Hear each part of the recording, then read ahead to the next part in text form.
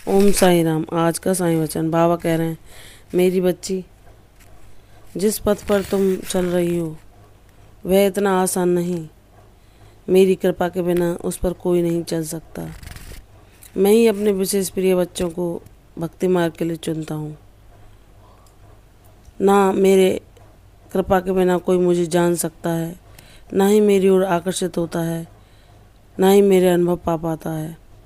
वे परम सौभाग्यशाली हैं जिन्हें मैं अपने से जोड़ता हूँ, उन्हें संभालता हूँ, उनकी रक्षा करता हूँ और उनकी जीवन नैया को पार लगाता हूँ। लोग समझते हैं कि भक्ति मार्ग को पा लेना सरल है, लेकिन ऐसा नहीं है। भक्ति मार्ग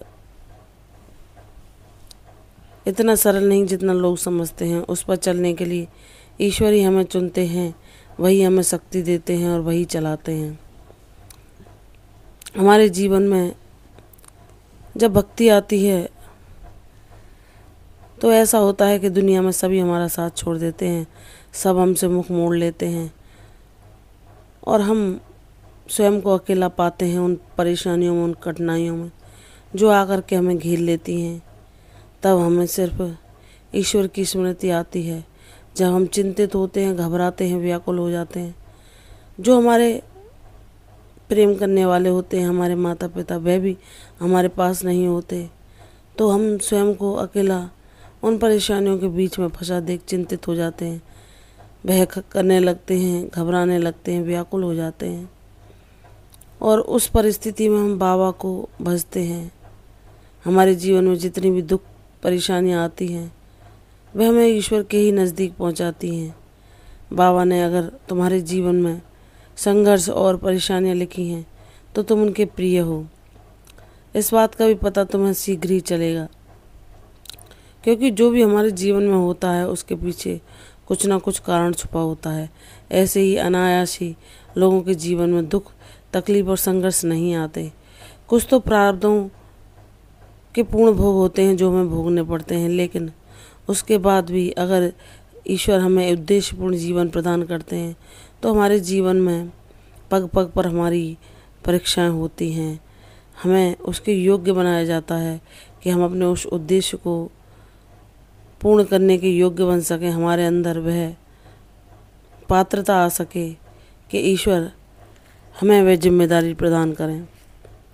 बाबा कहते हैं, मेरी बच्ची, जब भक्ति मार्ग पर बाबा तुम्हें चुनते हैं तो तुम्हारे जीवन में अचानक से ही दुख, परेशानियाँ, संघर्ष आ जाते हैं और तुम जब चिंतित, भयभीत होकर उस सिर्फ ईश्वर का ही सहारा तुम्हें दिखता है और उनको तुम पुकारते हो, तो तुम उनके नाम जप के द्वारा सच्चे हृदय से जब उन्हें पुकारते हो तो उनके साथ का अनुभव कर पाते हो। उनके साथ, उनके दिखाए मार्ग पर चलते चलते जब बहुत समय बीत जाता है तो बाबा हमें इतना ज्ञानवान बना देते हैं कि हमारी सारी चिंता, सारा भय दूर हो जाता है। सारे भ्रम, सारी मोह माया के पर्दे हमारे सामने से हटने लगते हैं और हम सब सच जान जाते हैं कि ये जीवन क्या है। इस जीवन में सुख और दुख में लोग कैसा बर्ताव करते हैं। सुख आने पर जो हमें पूछते हैं, हमारा सम्मान करते हैं, हमसे मीठे बोल बोलते हैं, वही दुख और कष्ट आ जाने पर हमसे ऐसे पल्ला झाड़ लेते हैं कि जैसे उनका हमारा कोई लेना देना नहीं, और वह हमसे नज़रें चुराते हैं कि कहीं हम उनसे कोई मदद ना मांग लें। बाबा तुम्हें जीवन के हर एक अनुभव का ज्ञान देकर तुम्हें ऐसा बनाना चाहते हैं सशक्त कि तुम किसी परिस्थिति में ना घबराओ। जन्म, मृत्यु, लाभ, हानि और यश, अपयश, ये ईश्वर के हाथों में है, लेकिन ईश्वर तुम्हें हर अनुभव दिखाकर कि जैसे तुम्हारे परिजन तुम्हारे सामने तुम्हें छोड़ के गए तो उस दुख से कैसे तुम्हें बाहर बाबा ने निकाला, यह तुम जानते हो कि ज्ञान के द्वारा उन्होंने मोह को दूर किया और यह बताया कि जब हम इस जीवन में आते हैं तो ईश्वर की मर्जी से आते हैं और जब तक हमें ईश्वर जो जिम्मेदारी देते हैं तो हमें उसे अपना कर्तव्य मानकर उसे पूर्ण करना चाहिए। जिसकी जिम्मेदारियां समाप्त हो जाती हैं वह इस दुनिया से अलविदा हो जाता है, लेकिन जब ईश्वर ने हमें कर्तव्य दिए हैं तो हमें भली भांति उसे अपना दायित्व समझकर निभाना चाहिए और समय के बहाव के साथ बहना चाहिए। आगे बढ़ना चाहिए, क्योंकि यह समय परिवर्तनशील है। ना कभी कुछ रुकता है, ना कभी कुछ रुकेगा। समय अपनी गति से गतिमान रहता है।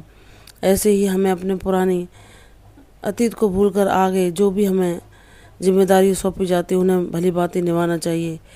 ईश्वर हमें अपने चरित्रों के द्वारा भी यही पाठ पढ़ाते हैं कि जैसे राम भगवान वनवास में जाने पर भी किसी चिंता और भय से ग्रसित नहीं हुए। उनके पिता के जाने के बाद भी उन्होंने अपने दायित्वों को, अपने कर्तव्यों को ही प्रधानता दी और उसे निभाया। वह अपने चरित्र के द्वारा हमें यही सिखाते हैं कि हमें किसी भी परिस्थिति में संयम नहीं खोना चाहिए। जीवन में हमारी चाहे जितनी परीक्षाएं हों, लेकिन हमने अपने संस्कारों को, अपने मूल्यों को सदैव धारण करना चाहिए और सत्य के मार्ग पर चलना चाहिए, क्योंकि जो सत्य के मार्ग पर चलते हैं ईश्वर उनका साथ कभी नहीं छोड़ते। चाहे कितना समय क्यों ना लगे, कितनी भी उनकी परीक्षाएं क्यों ना हो, लेकिन अंत में उनकी जीत अवश्य होती है।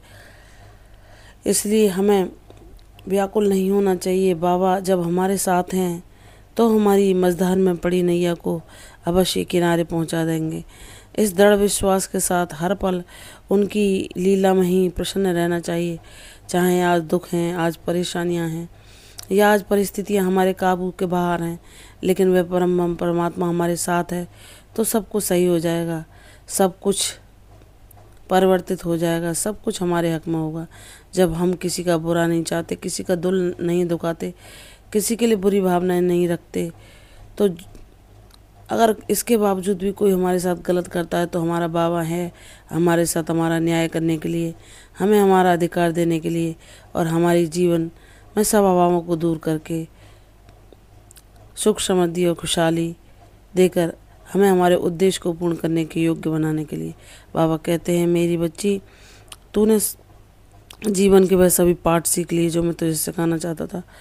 अब तू एक सशक्त वीर योद्धा की भांति उस युद्ध को लड़ने के लिए तैयार है जो जीवन में तेरे सामने आए।